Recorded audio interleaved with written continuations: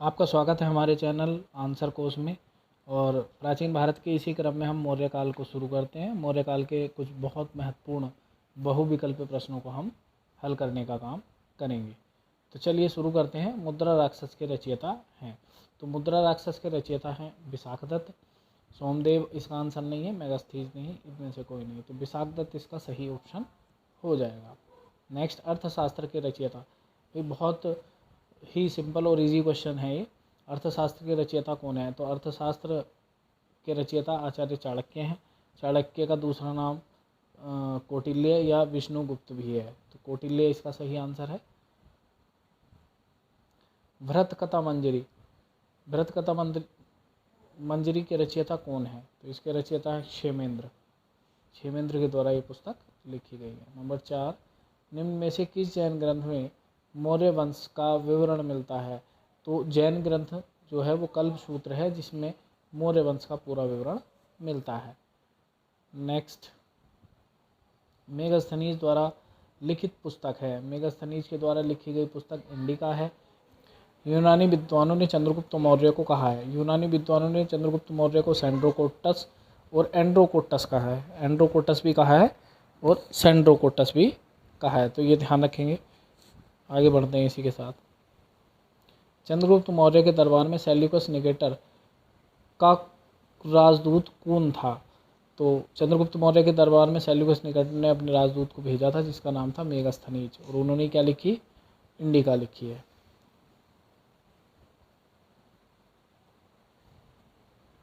Next, Chanakya के बचपन का नाम क्या था? तो चाणक्य के बचपन का नाम विष्णुगुप्त था। इनको कौटिल्य, उनकी कुटिल बुद्धि के कारण कहा जाता था। इनकी चतुरता की वजह से कौटिल्य भी कहा जाता था। नेक्स्ट, भारत का मैकियावली किसे कहा जाता? तो मैकियावली से जो तुलना की गई है भारत में, तो वो आचार्य चाणक्य की गई है। मौर्य वंश का संस्थापक कौन था? तो मौर्य वंश का संस्थापक था चंद्रगुप्त मौर्य। चंद्रगुप्त मौर्य को चाणक्य ने ही राजा बनाया था। चाणक्य की नीति के द्वारा ही चंद्रगुप्त मौर्य राजा बने थे। जैसा कि आप जानते हैं कि जो धनानंद था, नंद वंश का अंतिम शासक, उसके दरबार में चाणक्य जो है रहा करते थे, वो प्रधानमंत्री थे उनके। तो धनानंद ने उनको जो है अपमानित करके बाहर निकाल दिया, और आचार्य चाणक्य ने ये ठान लिया कि मुझे धनानंद का विध्वंस करना है। तो चंद्रगुप्त मौर्य के साथ ये काम चाणक्य ने किया था। चंद्रगुप्त मौर्य की माता का नाम क्या था? मूर। बौद्ध एवं जैन ग्रंथों के अनुसार चंद्रगुप्त मौर्य किस वर्ण से थे? देखो, वर्ण वाला क्वेश्चन आ गया, कास्ट। तो अगर बौद्ध और जैन ग्रंथों की माने तो इनको क्षत्रिय बताया गया है ना, जबकि अन्य ग्रंथों में इनको शूद्र बताया गया है। नेक्स्ट, चंद्रगुप्त मौर्य किस धर्म का मता अनुयायी था?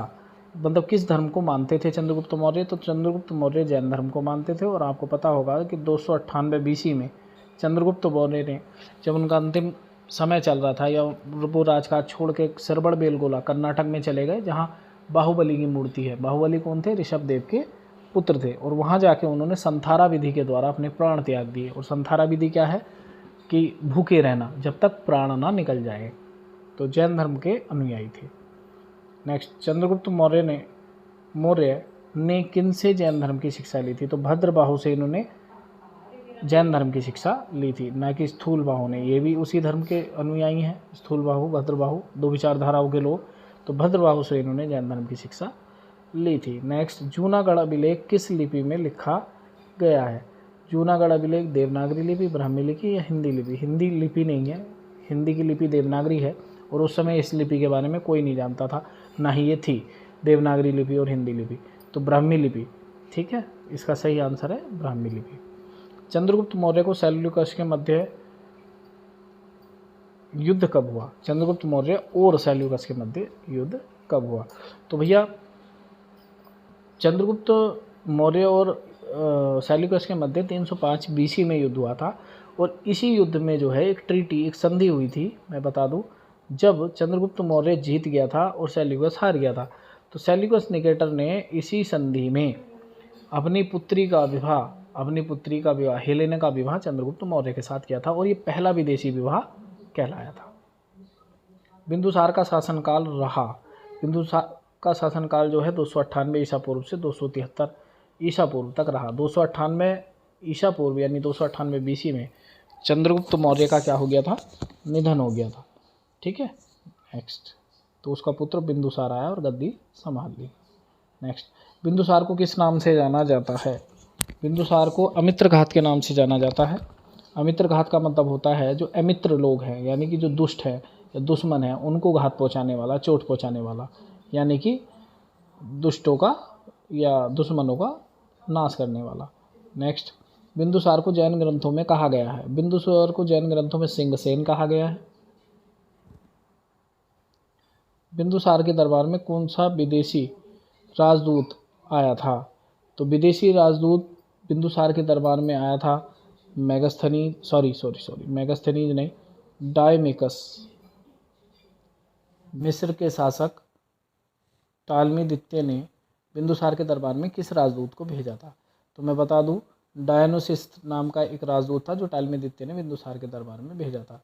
डायमेकस गलत है, मेगस्थनीज एंटियोकस गलत है। नेक्स्ट, बिंदुसार के दरबार में प्रधानमंत्री था, प्रधानमंत्री कौन थे बिंदुसार के दरबार में? चाणक्य। और मैं बता दूं, उस समय प्रधानमंत्री नहीं कहा जाता था, इस पद को मौर्य शासनकाल में अमात्य कहा गया है। क्या कहा गया है? अमात्य। नेक्स्ट, मौर्य शासनकाल में प्रधानमंत्री को कहा जाता था अमात्य, मैंने अभी बताया थोड़ी देर पहले। नेक्स्ट, मौर्य प्रशासन में वन विभाग के प्रधान को कहा गया है, तो आटविक कहा जाता था। आटविक वन विभाग के प्रधान को कहा जाता था। अंतपाल, नागरक, दोबारिक, ये सब गलत है। नेक्स्ट देखते हैं, बिंदुसार ने सीरिया के राजा एंटियोकस से किन चीज़ों की मांग की थी? तो बिंदुसार ने सीरिया के राजा एंटियोकस से 3 चीज़ों की मांग की थी। एक तो सूखी अंजीर, एक दार्शनिक और एक मदिरा। तो इसका सही आंसर हो जाएगा ऑल ऑफ द अबव, सारी की सारी चीज़ें। नेक्स्ट, सम्राट अशोक के अभिलेखों को किस नाम की उपाधि दी गई है? मतलब सम्राट अशोक को अभिलेखों में किस नाम की उपाधि दी गई है? कि अभिलेखों में क्या कहा गया है सम्राट अशोक को? तो सम्राट अशोक को देव नाम प्रिय कहा जाता है अभिलेखों में। अलग अलग जगह से अलग अलग नाम अशोक के मिलते हैं। जैसे पुराणों में सम्राट अशोक को क्या कहा गया भाई? तो इसमें इनको पुराणों के हिसाब से देखा जाए तो अशोक वर्धन कहा गया है, अशोक वर्धन। और दीप वंश नाम का एक ग्रंथ है जिसमें सम्राट अशोक को करमोली कहा गया है ना। ये 29वां क्वेश्चन है कि दीप वंश में सम्राट अशोक को किस नाम से जाना गया है? तो वो कौन सा? करमोली। नेक्स्ट, सम्राट अशोक के अभिलेखों को सर्वप्रथम पढ़ा गया, कब पढ़ा गया भाई? तो मैं बता दूं, 1750 में खोज हुई अशोक के अभिलेखों की, और वो जेम्स प्रिंसेप ने की। मैं बता दूं 1750 में, और 1837 में जेम्स प्रिंसेप ने उन पर लिखी हुई लिपियों को पढ़ा। तो ध्यान देंगे, 1750 में खोज हुई और 1837 में उनको पढ़ा गया। और कब क्या ये देखते हैं।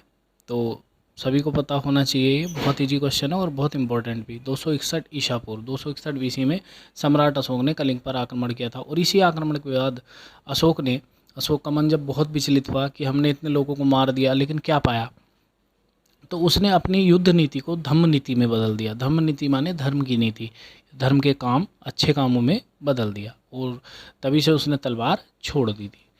नेक्स्ट 32वां क्वेश्चन है, सम्राट अशोक के समय कलिंग की राजधानी क्या थी? तो कलिंग की राजधानी उस समय तोसली या तोसाली थी।